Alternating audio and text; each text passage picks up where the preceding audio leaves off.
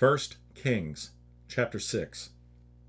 And it came to pass in the 480th year, after the children of Israel were come out of the land of Egypt, in the 4th year of Solomon's reign over Israel, in the month Ziph, which is the 2nd month, that he began to build the house of the Lord. And the house which King Solomon built for the Lord, the length thereof was 60 cubits, and the breadth thereof 20 cubits, and the height thereof 30 cubits.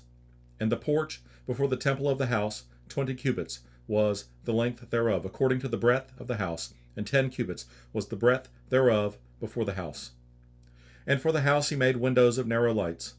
And against the wall of the house he built chambers round about, against the walls of the house round about, both of the temple and of the oracle, and he made chambers round about.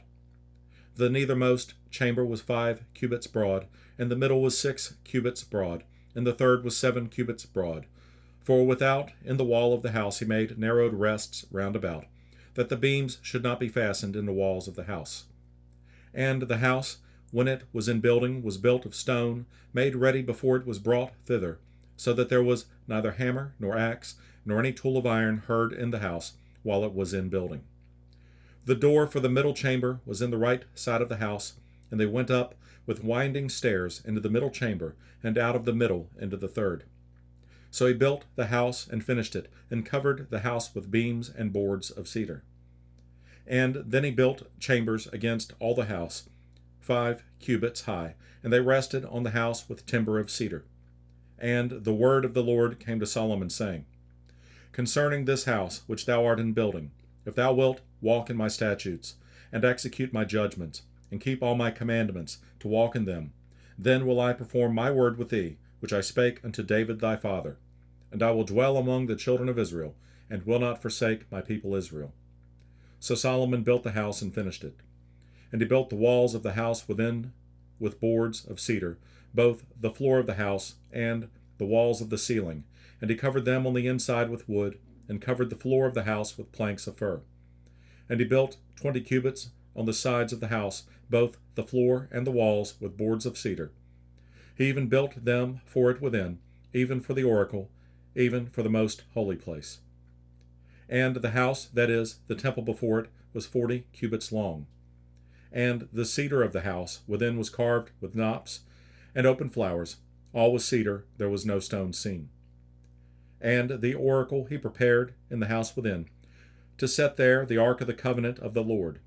And the oracle in the forepart was 20 cubits in length, and 20 cubits in breadth, and 20 cubits in the height thereof. And he overlaid it with pure gold, and so covered the altar which was of cedar. So Solomon overlaid the house within with pure gold, and he made a partition by the chains of gold before the oracle, and he overlaid it with gold. And the whole house he overlaid with gold, until he had finished all the house. Also the whole altar that was by the oracle he overlaid with gold. And within the oracle he made 2 cherubims of olive tree, each 10 cubits high. And 5 cubits was the one wing of the cherub, and 5 cubits the other wing of the cherub. From the uttermost part of the one wing unto the uttermost part of the other were 10 cubits. And the other cherub was 10 cubits, both the cherubims were of one measure and one size. The height of the one cherub was 10 cubits, and so was it of the other cherub. And he set the cherubims within the inner house, and they stretched forth the wings of the cherubims, so that the wing of the one touched the one wall, and the wing of the other cherub touched the other wall. And their wings touched one another in the midst of the house. And he overlaid the cherubims with gold. And he carved all the walls of the house round about with carved figures of cherubims, and palm trees, and open flowers within and without.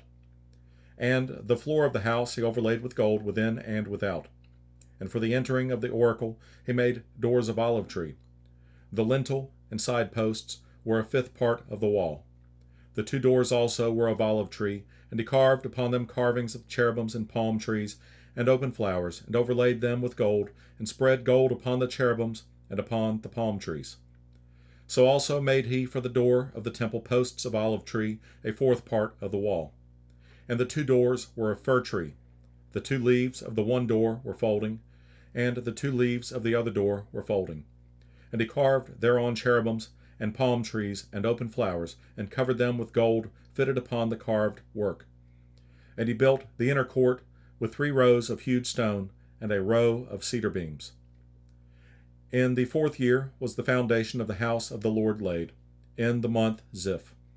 And in the 11th year, in the month Bul, which is the 8th month, was the house finished throughout all the parts thereof, and according to all the fashion of it. So was he 7 years in building it.